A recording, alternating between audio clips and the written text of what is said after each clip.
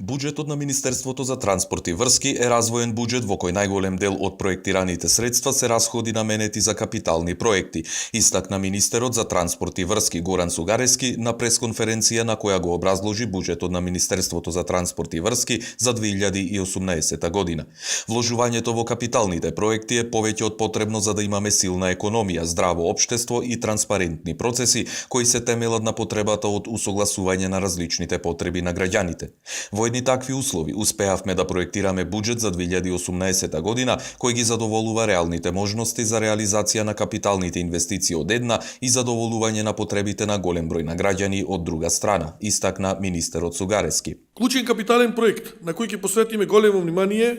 е изградбата на магистралните гасоводи како важен сегмент за одржување на економската стабилност на домаќинството стопанство. За поквалитетен живот на граѓаните обезбедивме повеќе средства за изградба на канализации и водоводи за општините.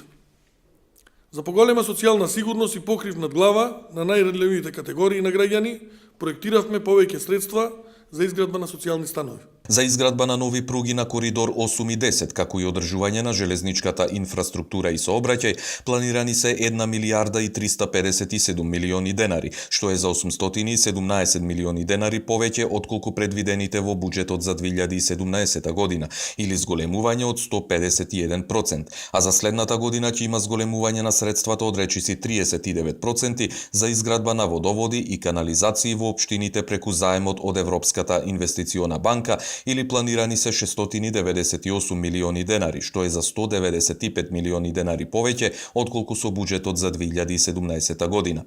Министерот на крајот потенцираше дека се намалени трошоците во ставката стоки и услуги за 15 милиони денари или за 11% во споредба со буџетот за 2017 година. Конкретно се намалуваат расходите за патни и дневни трошоци, комунални услуги и што е најважно договорните услуги.